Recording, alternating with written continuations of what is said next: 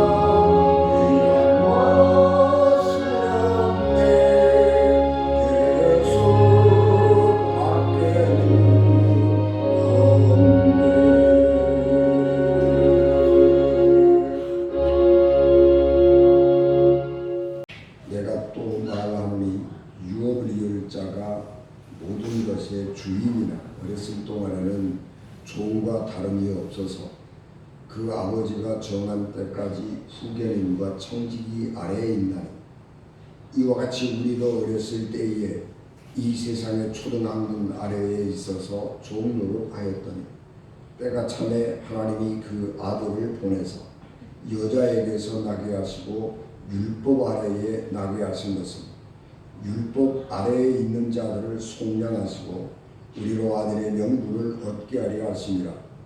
너희가 아들이므로 하나님이 그 아들의 영을 우리 마음 가운데 보내사 아빠 아버지라 부르게 하셨느니라. 그러므로 내가 이후로는 종이 아니요 아들이니 아들이면 하나님으로 말미암아 유업을 이을 자니라. 아멘.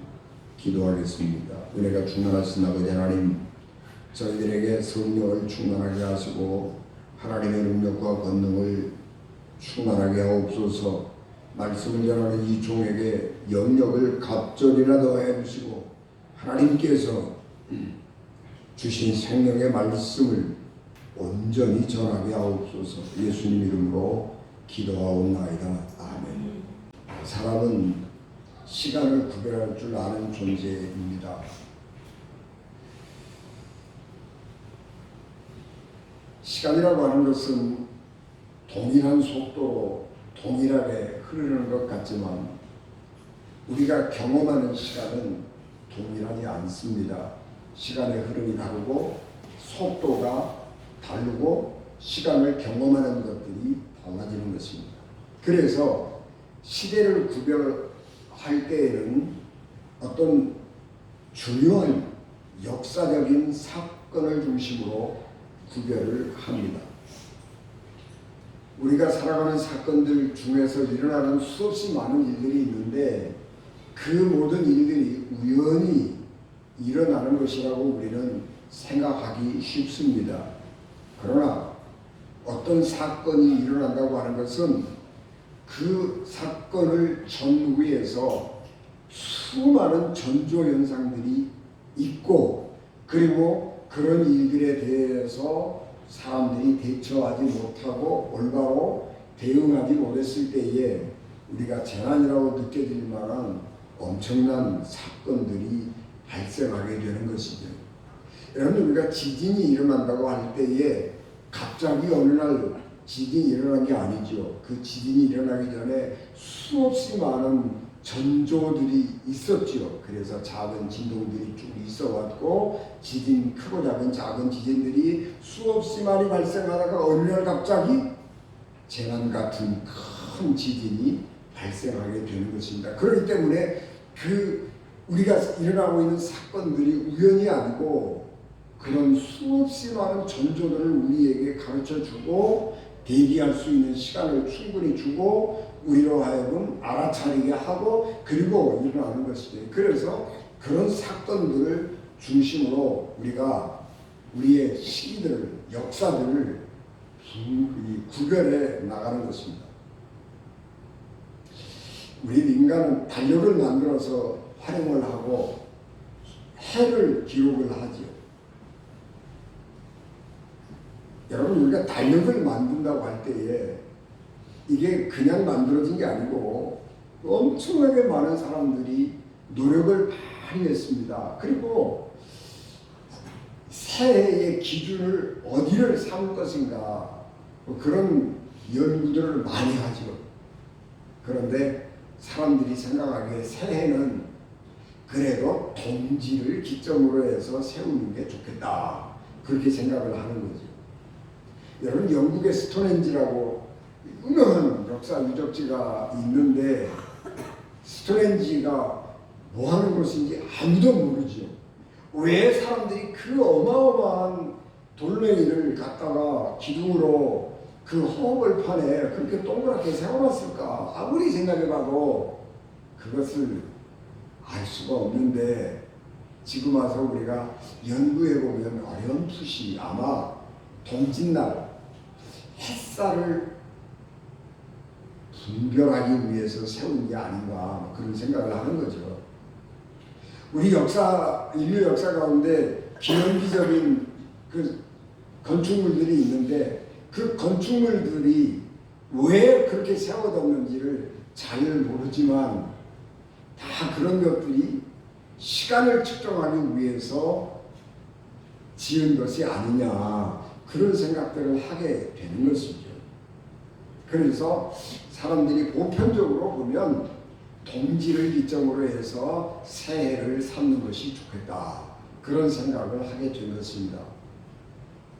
그런 생각에 동의하지 않은 민족도 있죠. 유대인들은 춘분을 기점으로 1년을 세는 거죠. 그래서 우리가 교회에서는 그것을 부활절이라고 말하기도 하고 유대인들은 그것을 유월절이라고 부르기도 하지만 유월절이나 부활절이나 이런 것들은 다 언제냐? 춘분을 기점으로 하는 것입니다. 그래서 춘분이 지나고 보름달이 떴을 때 그때가 1년의 시작이다, 그렇게 정하기도 하는 것입니다. 물론 그것은 어느 것이 옳다 그르다 그렇게 말할 수 있는 것은 아니지만은 다 나름대로 이유가 있는 것이고, 그럼에도 불구하고 세계 모든 사람들이 공통적으로 생각하는 것은 춘분보다 훨씬 더 우리에게 의미가 있는 시간은 동지다, 그렇게 해서 동지를 기점으로 새해를 삼는 것입니다. 왜냐 그러면 사람들이 제일 견디기 힘든 것은 추위이기 때문에 그래요. 더위는요 피하는 방법이 있어요. 그런데 추위는요 피할 수 있는 방법이 없어요. 또 뿐만 아니라 추우면 먹을 것을 구하기가 어렵잖아요. 그래서 추위 앞에서는 굶주림도 같이 오기 때문에 모든 생명체들에게 이 추위라고 하는 것은 견디기 어려운 것이고, 이 추위가 점점 멀어지기 시작한다. 추위의 강도가 점점 약해지고 날씨가 따뜻해지기 시작한다라고 하는 것은 인간에게, 생명체에게 큰 희망이 되는 것입니다. 그래서 새해의 시작이 동지가 되는 것입니다. 사도 바울은 인간의 역사를 구별하려고 했습니다. 개인적으로 인간의 역사의 분기점이 어디에 있을까? 그러면 성년식에 있는 거죠. 지금 우리는 성년식 잘 안 하잖아요. 20살이 되면 뭐 성년식이라고 그래서 뭐 이렇게 텔레비전에 뭐 가끔 뉴스처럼 나오기도 해서 20살이 되면 성년식을 뭐 그런 행사가 있나 보다 그러지만, 우리가 개인적으로 나이가 20살이 되었을 때 성년식을 한다 그런 건 없어요. 그런데 고대 사회에서는 성년식을 분명히 했죠. 그러면 그 성년식이라고 하는 것은 이제 어린아이의 부모의 보호를 받는 그런 상태에서 벗어나서 이제는 자율적으로 무엇을 할 수 있는 나이가 됐다고 성인으로 인정을 해주는 거죠. 그래서 성년식이 개인에게는 굉장히 중요한 것입니다. 사도 바울은 오늘 우리가 봉독한 본문 말씀에서 성년식 이야기를 하고 있는 것이죠. 아들이라도 성년식을 하기 전까지 아들은 미성년자여서 아버지의 주권 아래에 있는 것입니다. 아들이지만 미성년자일 때에는 아버지가 생사여탈권을 가지고 있는 것입니다.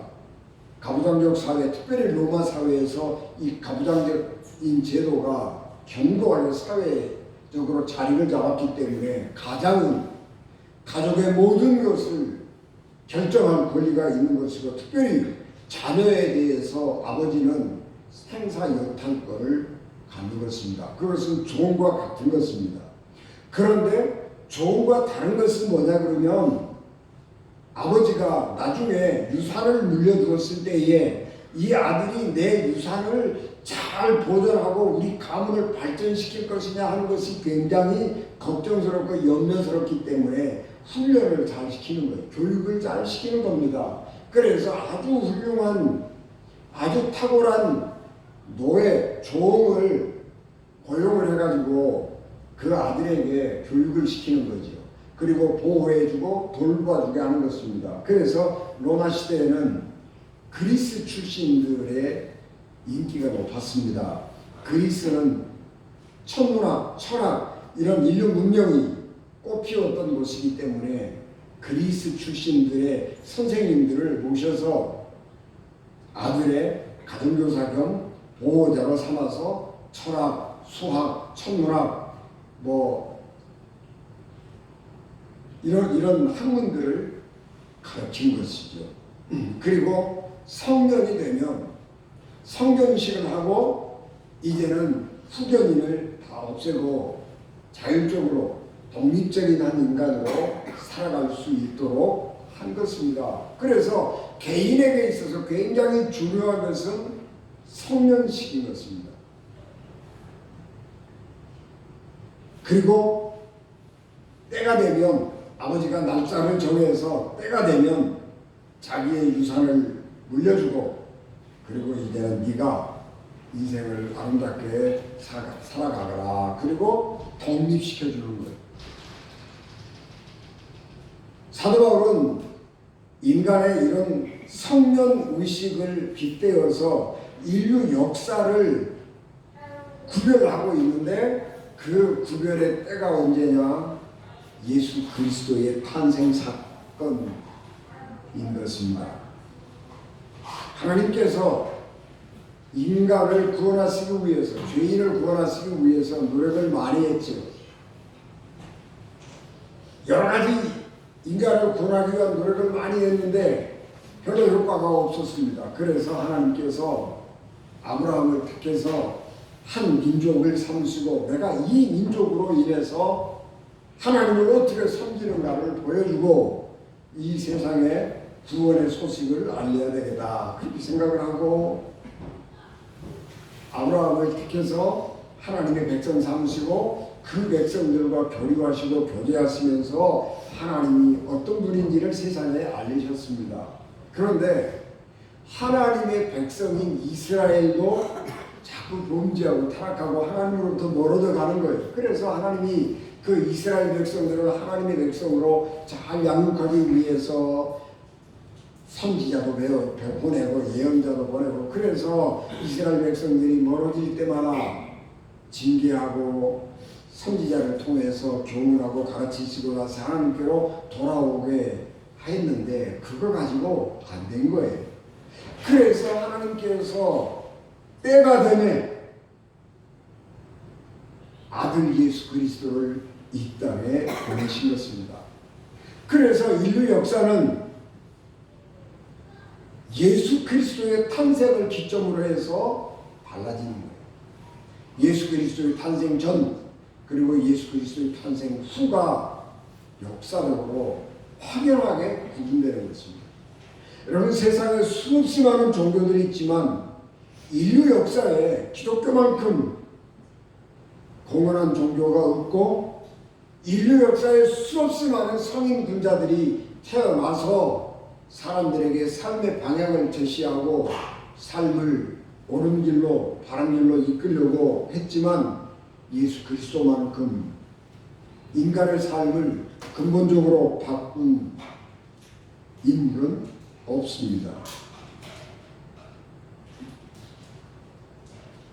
여러분 우리가 세상에 존재하고 있는 수없이 많은 종교들이 있지요. 사회 제도들이 있지요. 그러나 가장 탁월한 사회 제도 민주주의잖아요. 가장 탁월한 민주주의가 완벽하지는 않습니다. 그러나 사회주의, 민주주의 이 제도가 충돌을 해왔는데 민주주의가 역시 우월하다라고 하는 판단을 하는 것입니다. 그런데 그 민주주의의 기초 정신은 어디에 있느냐? 성경에 있는 것입니다. 그래서 성경은 예수 그리스도의 정신인데 예수 그리스도의 정신이 개인을 변화시킬 뿐만 아니라 사회를 변화시켰습니다. 그래서 성경에 있는 정신을 사회 제도화시켰고 그래서 하나님의 말씀이 사회의 법과 제도가 되어서 그것이 인간의 보편적인 가치가 되게 했고, 그래서 인류는 발전해오고 인간은 하나님의 형상을 따라 지음받은 존재라고 하는 존엄성을 인정받으면서 존중받고 대접받는, 개인이 존중받는 그런 사회를 만든 것입니다.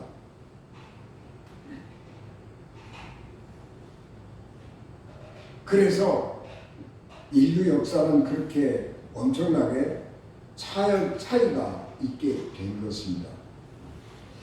예수께서 이 땅에 오신 것은 역사를 근본적으로 바꾸었는데, 그것은 예수님이 태어났다 태어나지 않았다 그런 것은 문제가 아니고, 예수님이 태어나기 이전의 삶과 예수님이 태어난 이후의 삶의 철학이나 가치가 완전히 달라진 것입니다.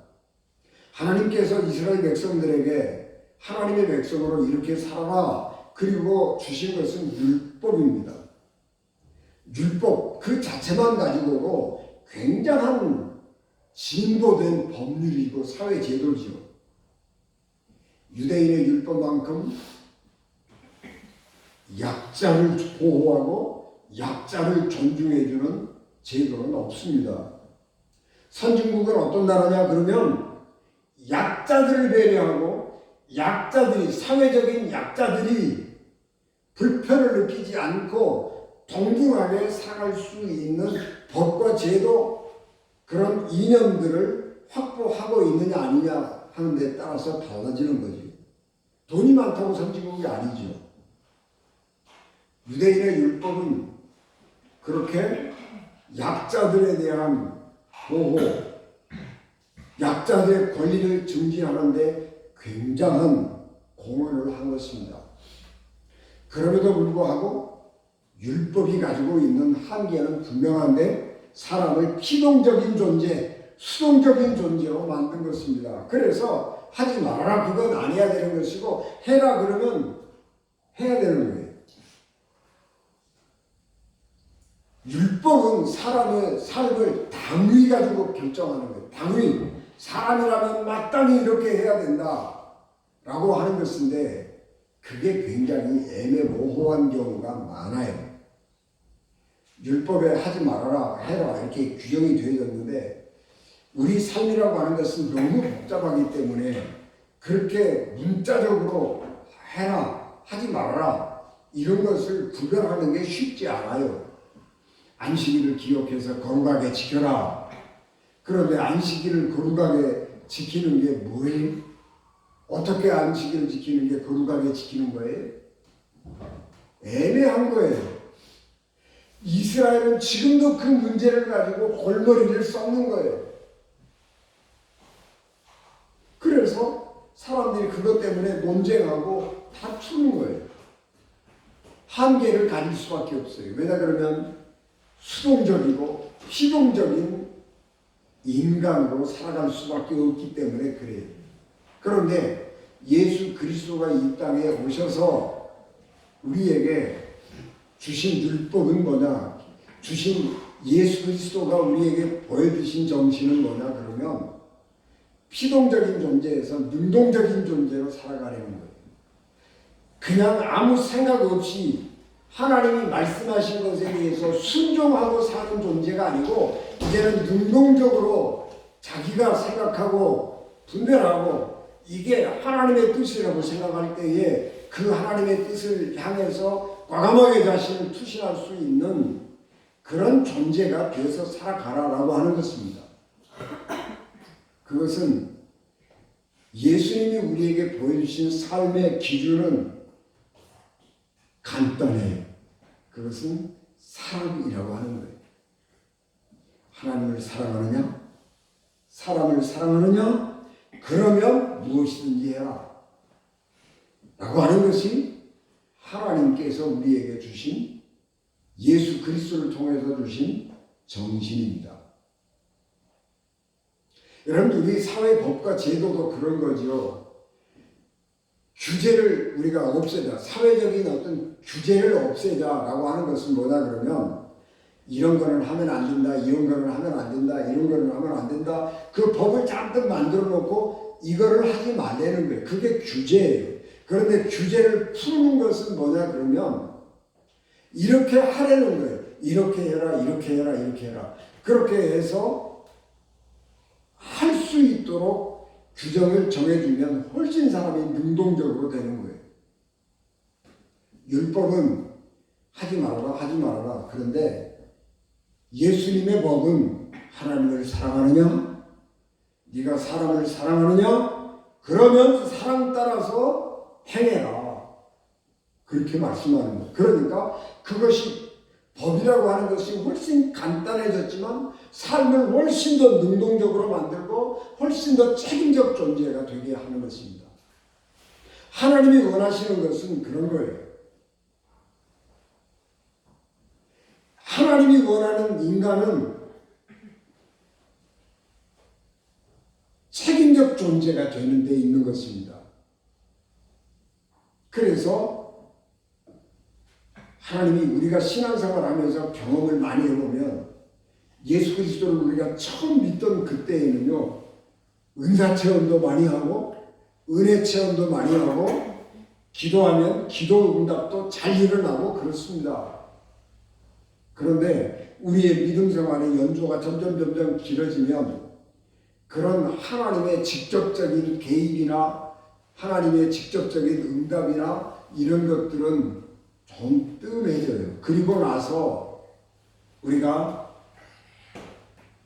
말씀으로 강화되고 믿음으로 강화된 인격이 우리의 삶이 되는 거예요.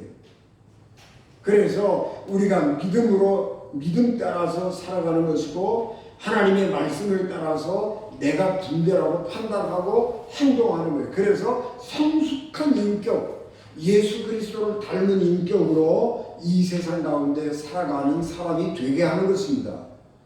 그것이 그리스도인이에요.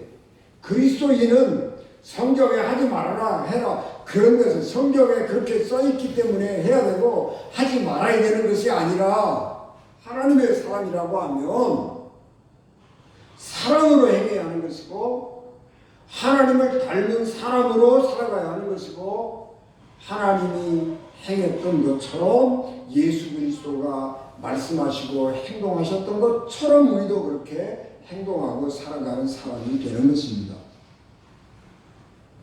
그래서 우리는 이 땅에 죄인으로 사는 것이 아니라 이 땅에 작은 예수 그리스도로 세상을 살아가게 되는 것입니다. 내가 예수님을 믿는 사람이 되었다라고 하는 것이 중요한 것이 아니고 내가 예수 그리스도가 되는 거예요. 독일의 신비주의자인 에크하르트라고 하는 신비주의가가 있습니다. 에크하르트는 뭐라고 우리에게 말하자 그러면 하나님은 사람의 영혼 속에 하나님의 아들을 창조하신다 그래요. 굉장히 좀 위험한 발상이기도 합니다만 굉장히 중요한 말이에요. 우리가 예수 그리스도를 믿는 사람과 믿지 않는 사람이 뭐가 구별이 되느냐 그러면 하나님은 예수 그리스도를 믿는 사람의 심령에 하나님의 아들을 창조하셨어요. 그래서 하나님의 아들을 믿는 사람, 예수 그리스도를 믿는 사람 속에는 하나님이 만들어주신 하나님의 아들의 형상이 있는 거예요. 그래서 우리가 예수 그리스도가 되는 거예요.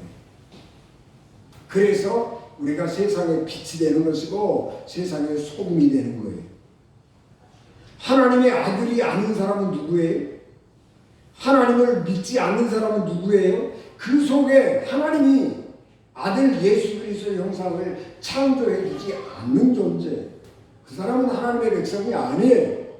하나님의 나라가 확장된다고 하는 것은 예수님을 믿는 사람이 많아져서 확장되는 게 아니고 예수님의 형상을 하나님께서 그 속에 창조해 주는 사람이 늘어날 때 하나님의 나라가 확장되는 거예요. 교회가 하나님 나라가 아니에요. 교회가 부흥이 되고 교회에 하나님 예수님을 믿는 사람들이 많이 모이면 하나님 나라가 확장되는 게 아니고 예수 그리스도를 믿는 사람 마음속에 하나님께서 예수 그리스도를 창조하셔서 그 사람이 예수 그리스도로 살아갈 때, 그리고 그런 사람들이 많아질 때 하나님의 나라는 확장되는 거예요.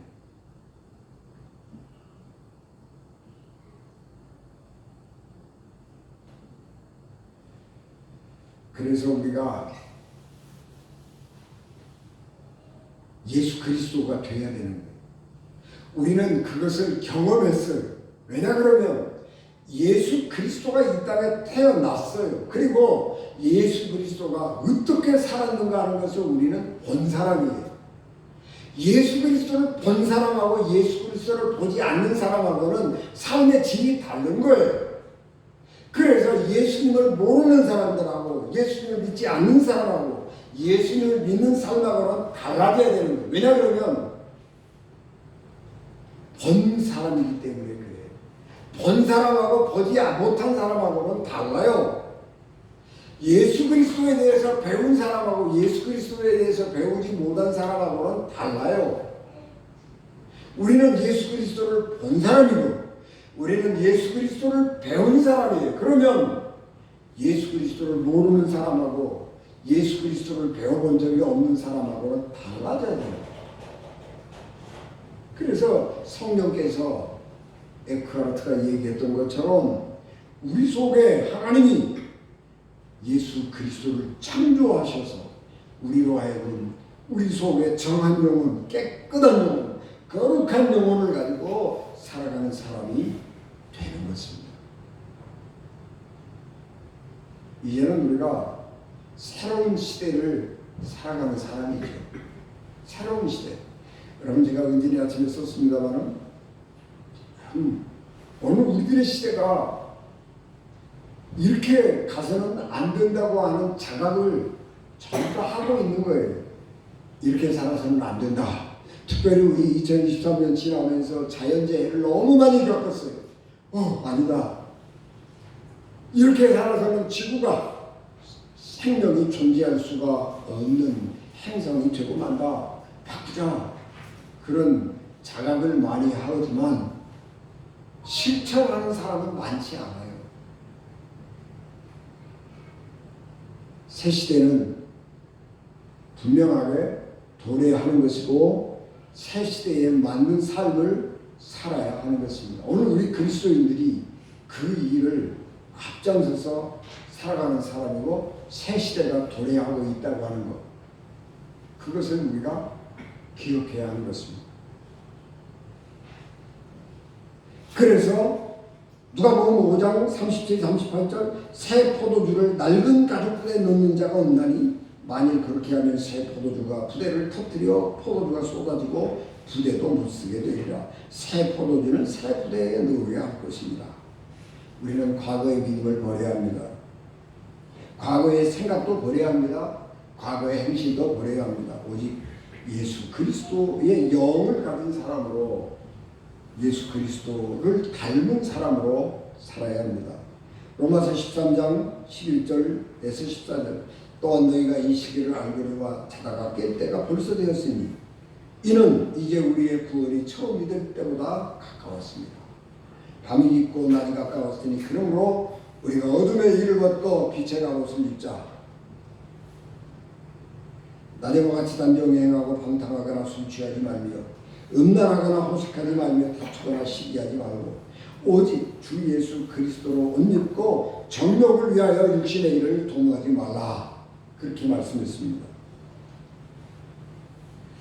예수 그리스도를 우리 영혼 깊은 곳에 영접하고 예수님을 닮은 사람, 예수님을 닮은 정결한 영혼이 창조된 사람으로 하나님의 사랑 안에서 사람으로 살아가는 은혜가 되시기를 주 예수 그리스도 이름으로 축복합니다. 기도하겠습니다. 은혜가 충만하신 아버지 하나님, 넘치는 은혜와 사랑을 저희들에게 충만하게 하시고 복을 더하여 주시옵소서. 예수 그리스도의 탄생 그리고 그의 삶과 죽음을 우리는 본 사람들인데 예수 그리스도를 따라 새 시대를 살아가는 저희들에게 하옵소서. 예수님 이름으로 기도하옵나이다. 아멘.